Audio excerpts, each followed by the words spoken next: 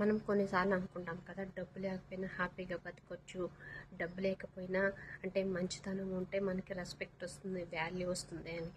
అవన్నీ కరెక్ట్. నా దృష్టిలో డబ్బు ఉంటేనే వాల్యూ. ఎందుకంటే ఒక అంబానీకి, ఒక చిరంజీవి గారికి, లేకపోతే ఇంకా ఏ పొలిటీషియన్ కానీ, ఏ బిజినెస్ మ్యాన్కి కానీ వాళ్ళకి డబ్బు ఉంది కాబట్టి వాళ్ళకు వాల్యూ ఇస్తున్నారు. వాళ్ళకి ఇచ్చినంత వాల్యూ ఒక రైతుకి ఇస్తున్నారా? వాళ్ళకంత వాల్యూ ఉందా?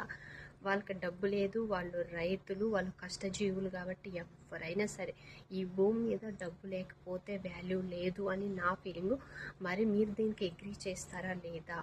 డబ్బు ఉన్నోడికి వాల్యూ ఒకలాగా ఉంటుంది, లేనోడికి ఒకలాగా వాల్యూ ఉంటుంది. వాడిని ఒకలాగా చూస్తారు, వీడిని ఒకలాగా చూస్తాడు. డబ్బు ఉన్నోడు ముందు ఉంటాడు, డబ్బు లేనోళ్ళు అనుకుంటాడు. కొన్ని సిచ్యువేషన్స్లో మనం కూడా చూస్తాం, ఏదైనా ఫంక్షన్కి వెళ్ళినా, పార్టీలకు వెళ్ళినా డబ్బు ఉన్నోడు వస్తే వాడికి సెక్యూరిటీ గార్డులు, వాళ్ళకి ఇచ్చే రెస్పెక్టు, ఎక్కడున్నా ఎంతమందిని తోసుకుంటైనా వచ్చి వాడికి ఇచ్చే వాల్యూ, ముందు ఒక మంచి సోఫా వేసి వాడిని అందులో కూర్చోబెడతారు. ఎవరైతే డబ్బు లేని వాళ్ళు ఉంటారో వాళ్ళకి ఇరిగిపోయిన కూర్చునో లేకపోతే తిరిగిపోయిన చైర్లో ఎలా వెనకాల కూర్చోవాల్సిన సిచ్యువేషన్స్ కూడా ఉంటాయి.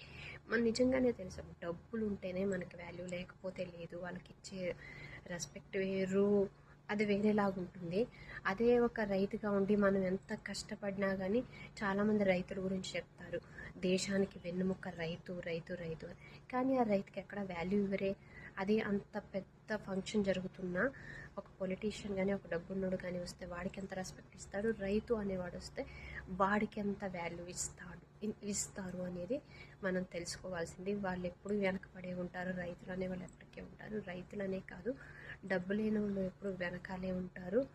వాళ్ళకి మర్యాద కూడా అదే విధంగా ఉంటుంది. డబ్బు ఉన్నంత వరకే మనిషి, ఆ మనిషికి వాల్యూ ఉంటుంది.